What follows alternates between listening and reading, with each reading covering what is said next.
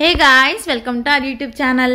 నేను ఎప్పుడు ఏ రెసిపీ చేసినా అది గమ్మున ఏమన్నా పోయిందనుకోండి, ఐ మీన్ సరిగ్గా రాలేదనుకోండి, ఎందుకు రాలేదు అందరికి వస్తుంది కదా మళ్ళీ మళ్ళీ చేద్దామని చెప్పి రూపాయలు వేస్ట్ చేసి మరీ చేశాను. రూపాయలు వేస్ట్ అంటే ఏం కాదు, ఒక 100 రూపీస్ ఖర్చు పెట్టాను ఆ చాక్లెట్స్ మీద.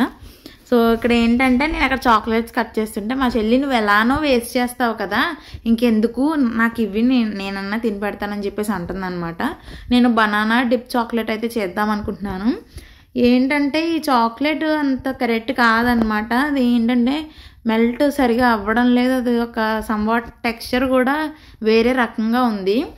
సో ఈసారి కూడా సరిగ్గా రాలేదు. But I tried every single step, అందరూ చేసినట్టుగానే నేను చేశాను. మరి ఏంటో ప్రాబ్లం తెలియట్లా. ఈసారి నెక్స్ట్ టైం చేసినప్పుడు ఇట్లా చాక్లెట్తో చేయను, డైరెక్ట్ కోకా పౌడర్ యూస్ చేస్తాను.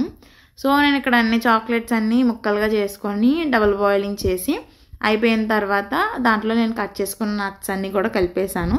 కలిపిన తర్వాత నేను ఆల్రెడీ ఫ్రోజ్ చేసుకున్న బనానాస్ అనమాట, జస్ట్ ఒక 2 బనానాస్ తీసుకున్నాను. జస్ట్ అట్లా ఒక సింగిల్ పీస్ ట్రై చేశాను, పని అవ్వలేదు. అందుకని చెప్పి మొత్తం అంతా ఒక బార్ కింద వేసేసాను అనమాట. సో టేస్ట్ వైజ్ అయితే చాలా బాగుంది. ఇది చాలా అంటే చాలా న్యూట్రిషనల్ మనకి.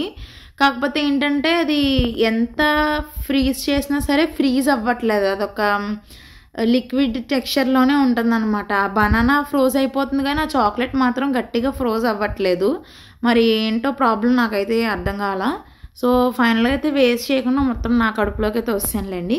సో అది మీరు ఎవరైనా ట్రై చేస్తే మీకు ఎట్లా వచ్చిందో కమెంట్ సెక్షన్లో నాకు తెలియజేయండి. Bye friends.